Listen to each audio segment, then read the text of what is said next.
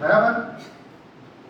दूसरी बात, तो अभी ये कच्चा खाना और पका खाना, उसमें उसका हमारे शरीर में जाता है तो डाइजेस्ट कैसे होता है, वो एक समझने वाली बात है। तो हम क्या करते हैं, सुबह में उठ के 7 बजे 8 बजे चाय लिया, साथ में नाश्ता लिया, ममरा खाकरा कुछ भी, रोटी है, कुछ भी खाया, तो वो पका हुआ खाना है, वो हमारे स्टमक में जाएगा तो कम से कम 4 या 5 घंटे तक घूमता रहेगा। लेकिन हम तो क्या है, दूसरे 2 घंटे में फिर से कुछ ना कुछ खा लेते हैं, बराबर। उसके बाद में 12 बजे भोजन तो आ गया, तो भोजन तो उसमें खा लेते हैं। उसके बाद में 4 बजे का चाय नाश्ते का टाइम होता है, और रात को खाना। तो हर 3-4 घंटे में हम कुछ ना कुछ खाते रहते हैं। तो उससे क्या होता है समझ लीजिए, ये आज समझ लेंगे ना, तो कल से जब आप खाना खाने बैठोगे तो आपको याद आएगा, बराबर। तो क्या होगा, ये जो 4 घंटे में पड़ा रहा प्रोसेस हो रहा है स्टमक में, उसके बाद में वो पूरा आगे जाता है। तो वो 4 घंटे के पहले उसके 2 घंटे में दूसरा कुछ डाल दिया, तो फिर से वो रिसेट कर दिया, वहां से वो 4 घंटे गिनने लगेगा। वो खाली तो नहीं हुआ है, और वो क्या है, पुराना पड़ा है और नया आया तो सड़ने लगता है, बराबर। उसके बाद में फिर से 12 बजे 1 बजे फिर से खाना खाए, तो वो वाला भी अभी खाली नहीं हुआ है और नया डाल देते हैं, तो फिर से वो रिसेट कर देता है, पुराना पड़ा है नया आता है, तो वो सड़ने लगता है, वो पचता ही नहीं है। तो पूरा दिन हमारा ऐसे ही होता रहता है कि नहीं, बराबर है।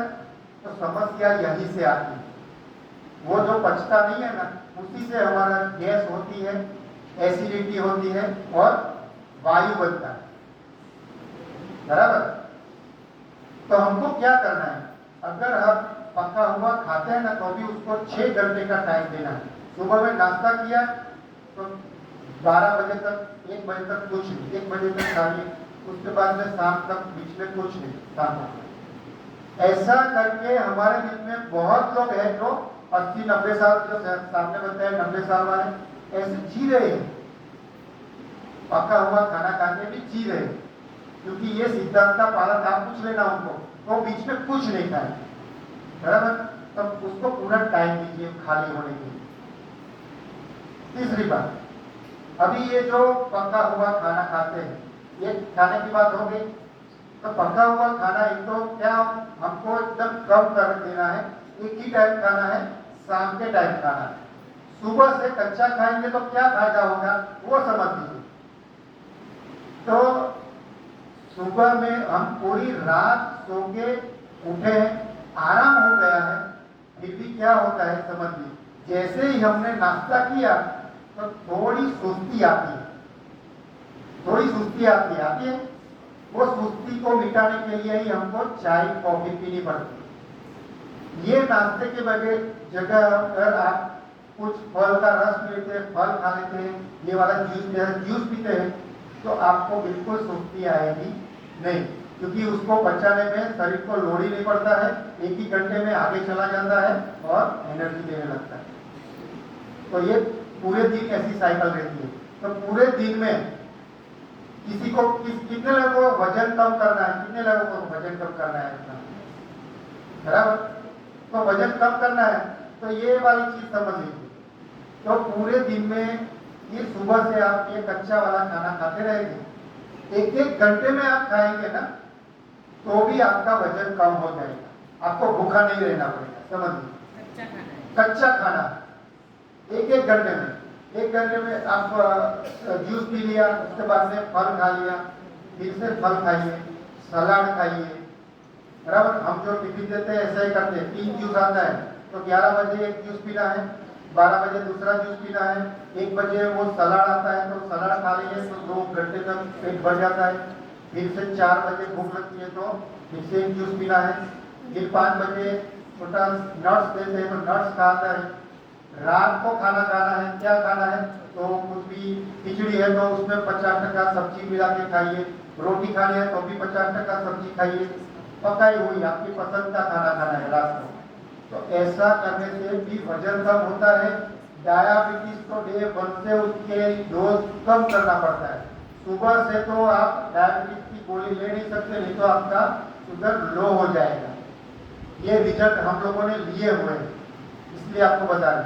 तो ऐसा सुबह से कच्चा कच्चा खाते हैं ना, तो दिन भर आपको कभी सुस्ती नहीं आएगी, कभी नींद नहीं आएगी, पूरी एनर्जी से आप काम कर सकते हैं दिन भर में। रात को तो भी सोना ही है, बराबर। तो रात को पका हुआ खाना खा के आराम से सो जाइए, तो ब्रह्मा बाबा आराम से, शिव बाबा पूरा अपना पाचन अच्छे से कर देगा, अच्छे से पाचन हो जाएगा और बैटरी चार्ज हो जाएगी सुबह से। तो ये जो साइकिल दिया ना, इसको इंटरमिटेंट फास्टिंग बोलते हैं। उपवास को हम इजीली उपवास कर सकते हैं। कैसा उपवास? रात को 8 बजे 9 बजे खाना खा लिया, दूसरे दिन सुबह में 12 बजे तक, तो कितना 16 घंटे का उपवास। ये जो 4 महीने का चातुर्मास जो करते हैं ना, उससे भी ज्यादा फायदा हम ये आपको हर रोज का 16 घंटे का उपवास करके दे सकते हैं। हम लोग ले रहे हैं समय, तो ये 16 घंटे का उपवास करते हैं। तो 16 घंटे में क्या होता है, हमारे शरीर में ये जो हमारा पेट है ना, वो खाली रहता है। खाली रहता है तो उसकी सारी ताकत जो शरीर है कहाँ लगती है? फिर पूरे रिपेयरिंग में लग जाती है। सारे शरीर में रिपेयरिंग की बहुत आवश्यकता है। हर रोज के हर रोज करोड़ों कोष नए बनते हैं, करोड़ों मर जाते हैं, तो वो कचरा भी बनता है। तो कचरा भी बाहर निकालना पड़ता है, उसको रिपेयरिंग करना पड़ता है। तो वो रिपेयरिंग का काम बहुत मजे से होता है।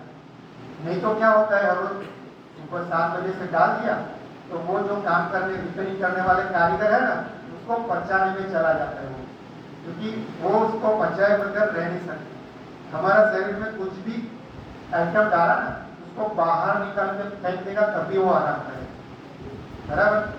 तो ऐसी बात है। तो उपवास का सभी धर्म में महत्व बताया है। हिंदू धर्म में है, जैन में है, मुस्लिम में है, रोजा करते हैं, क्रिश्चियन में, सभी में उपवास का महत्व बताया है।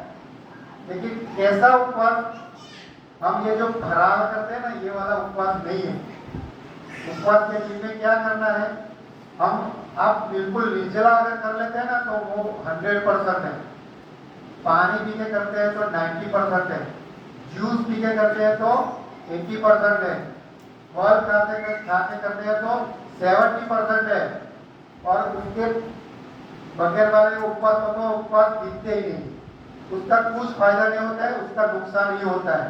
वो फराली जो चीज खाते हैं ना, वो ज्यादा भारी होती है दाल भात से, वो नुकसान करता है।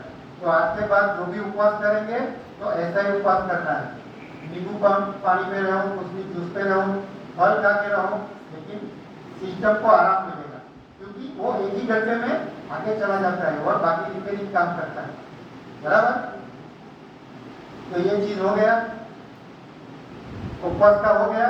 तो उपवास में शुरू से आप 12 बजे तक नहीं कर सकते। शुरू क्या करिए, 8 बजे तक करिए, 8 बजे तक भूखा रहिए, धीरे धीरे 9 बजे तक, 10 बजे तक, आराम से 12 बजे तक आप पहुंच जाएंगे, आपको पता भी नहीं चलता, बराबर है। और फिर भी अगर आपको नहीं रह जाता है तो नींबू पानी पीजिए, या कुछ भी फल का जूस पीजिए, ये ग्रीन जूस पीना है वो पीजिए, और कुछ खाइए तो भी आपको फायदा होगा, बराबर। आगे की बात, तो हमारा शरीर जो है, तो ये फास्टिंग में मैंने बताया तो वो ज्यादा काम करता है, रिपेयरिंग का काम करता है। तो रिपेयरिंग करते तो क्या है, बहुत सारा कचरा निकलता है। तो हमारे शरीर में बहुत कचरा पड़ा है, बहुत, कम से कम 4 से 5 किलो कचरा है।